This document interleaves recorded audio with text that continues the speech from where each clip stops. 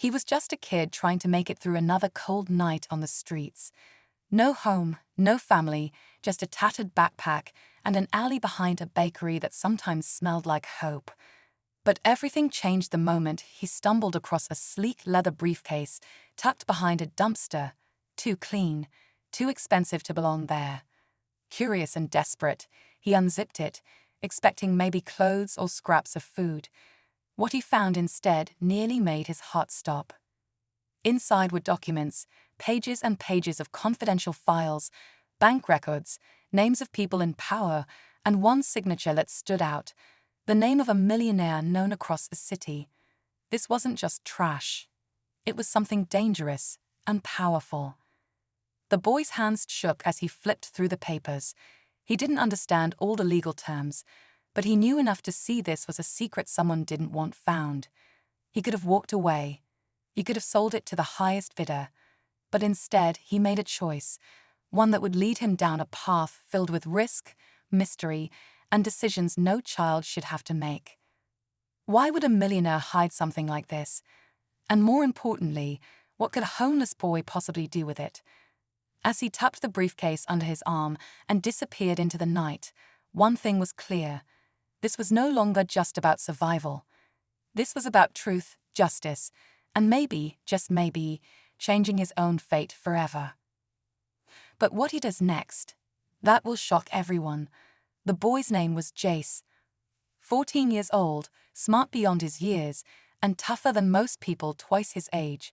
He'd been on his own since he was 10, after the system failed him and he slipped through the cracks. Life on the streets had taught him to keep his head down, trust no one, and never get involved. But this time, things were different. He could feel it. That briefcase wasn't lost, it was hidden, and someone would definitely be looking for it. Jace found a spot in an abandoned building where he could lay low. He spread the papers out under the faint light of a broken window, reading slowly. The more he saw, the more uneasy he felt. There were offshore bank accounts, signed deals with shady companies, and a list of names, some of which he recognized from news headlines. Politicians, executives, people always smiling in front of cameras, but hiding something dangerous behind closed doors. One file stood out. It had the millionaire's name, Daniel Crest, a powerful businessman known for his charity work and billion-dollar tech empire. But these documents painted a different picture. Secret payments, hidden assets, and what looked like plans for something big, something not meant for the public to ever see. Jace's heart pounded. He knew he was in way over his head. If someone like Daniel Crest had something to hide, he wouldn't let it go easily. The more Jace read, the more he realized this wasn't just about exposing secrets, it was about staying alive. He needed help, but who could he trust? And then he heard a noise outside. Footsteps. Slow, careful. Someone was out there. Someone who knew what he had. And they were getting closer. Jace froze, holding his breath as the footsteps crept closer to the broken doorway. His eyes darted to the papers scattered on the floor, too many to gather in time. Every second felt like a lifetime. Then the steps stopped. Silence. Whoever was out there knew someone was inside. Jace grabbed the briefcase and slid into the shadows behind a collapsed wall, heart thudding in his chest. A flashlight beam cut through the darkness, sweeping across the room. A man in a dark coat stepped inside. He didn't look like police. He looked more like someone used to making problems disappear. Jace waited until the man turned, then slipped out through a hole in the wall and vanished into the night. He ran for blocks without stopping. When he finally did, he collapsed in an alley behind a clothes mechanic's shop, gasping for air. He knew now, this wasn't just about money or secrets. He'd found something dangerous, something people would do anything to get back. Meanwhile, in a tall glass office building across the city, Daniel Crest stood in front of a window, staring out over the skyline. His assistant had just informed him that the briefcase hadn't been recovered. Crest clenched his jaw. He had worked too hard, covered too many tracks, to let one mistake ruin everything. "Find the boy," he said coldly, quietly. Back on the streets, Jace was already trying to figure out his next move. He remembered an old friend, Casey, a girl who used to live in the shelter with him before she got taken in by a kind-hearted journalist. If anyone could help him make sense of what he found, it was her. But time was running out, and the people looking for him, they were getting closer. Jace reached Casey just before sunrise. She was shocked to see him, dirty, out of breath, and gripping a briefcase like his life depended on it. "I need your help," he said, his voice cracking. Casey didn't ask questions. She led him inside the apartment where she now lived with her foster guardian, Rachel, the journalist Jace had heard about. It took hours for him to explain everything, showing them the documents and the name that kept showing up, Daniel Crest. Rachel's face grew serious as she read through the files. This isn't just corruption," she whispered. "This is a scandal that could destroy people. It could bring down an entire company, maybe more." Jace looked up at her. "Then what do we do?" Before she could answer, Rachel's phone buzzed. A blocked number. She ignored it. Then the doorbell rang. Once, then again harder. Rachel peeked through the window and her expression changed. "We need to hide," she said sharply. Outside, a black SUV idled near the curb. Two men in suits stepped out, scanning the street. Jace's stomach sank. He recognized one of them from the building where he'd found the briefcase.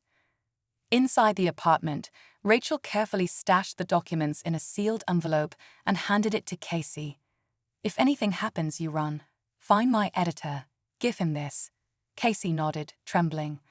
The door shook under a sudden pounding. "Open up," a voice demanded. Jace backed into the hallway, every instinct screaming that this was it. They were out of time. The truth was finally out in the open, but so were the people who wanted it buried. And just as Rachel reached for the lock, the power cut out. Darkness swallowed the room, and someone was already inside. Jace's pulse pounded in his ears as the apartment sank into total darkness. Casey grabbed his hand, whispering, "They cut the power." Rachel moved quickly, guiding them through the hallway with a flashlight she kept in a drawer for emergencies. But before they could reach the back door, a sudden noise stopped them. A window shattered in the living room. Someone had gotten in another way. Rachel motioned for the kids to stay hidden and crept toward the noise. But what none of them knew was that the briefcase Jace had been carrying was no longer with them. It was swapped. Somehow, somewhere in the chaos, someone had made the switch. The papers inside were fakes, well made, but not the real documents, and the real briefcase. It had vanished without a trace. Across town, in a quiet warehouse, a man in a hooded jacket placed the original documents onto a steel table. He wasn't part of Crest's team. In fact, he had been tracking Crest for years. A whistleblower. Someone who had once worked inside the company and now wanted justice. And Jace. He had just unknowingly set something much bigger in motion. Back at the apartment, Rachel was cornered. The two men had gotten in. One held a silencer-equipped weapon, not aimed, but clearly meant to intimidate. "Where is it?" he asked calmly. Rachel didn't flinch. "I don't know what you're talking about." But Jace saw it in her eyes. She'd realized the truth. The documents were gone. From the closet, Jace whispered to Casey, "We've got to get out. Now." But just as they slipped through the back, headlights flashed outside. More black cars. It wasn't just Daniel Crest's men anymore. Someone else was after the truth, and they were willing to risk everything to bury it. Jace and Casey ran through the alley, breathless, weaving between fences and dumpsters until they reached the back gate of a nearby park.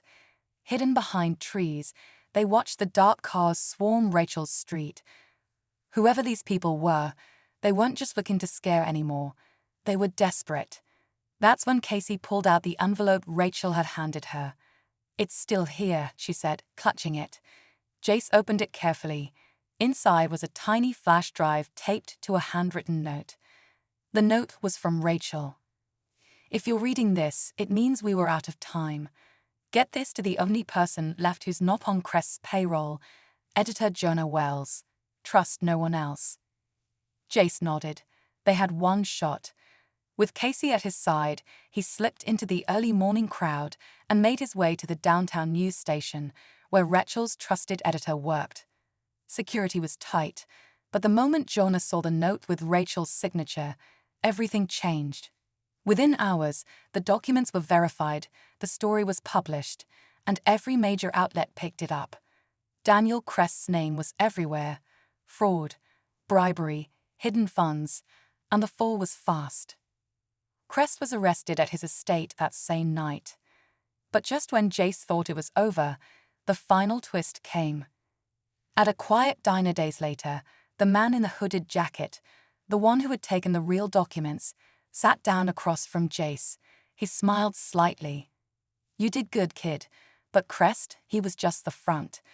The real power is still out there." He slid a new file across the table. Names, numbers, faces Jace had never seen. Jace stared at the folder, heart pounding again. The truth had come out, but the story wasn't over. It was only the beginning. Jace looked at the folder in front of him, unsure if he should open it. Part of him wanted to walk away, to finally breathe, maybe sleep in a real bed without checking over his shoulder. But another part, the part that had gotten him this far, knew the truth mattered, even if it came with a price. He thanked the man, took the folder and walked out into the early evening air. The city felt different now. Calmer. Crest was gone, his empire exposed, and the media had finally started talking about things people weren't supposed to see. Rachel had recovered, and her editor made sure she got credit for breaking the biggest story of the year. Casey, too, found a new home, this time with people who truly cared. As for Jace, things didn't go back to normal. Because for him, there was never a normal to begin with. But things got better. Jonah offered him a small job at the paper, just sorting mail at first, then helping with research. It wasn't much, but it gave Jace something he hadn't had in a long time, a reason to believe in tomorrow. He never told anyone what was in that second folder, not even Casey, but he kept it safe, just in case. Some secrets needed time before they could see the light.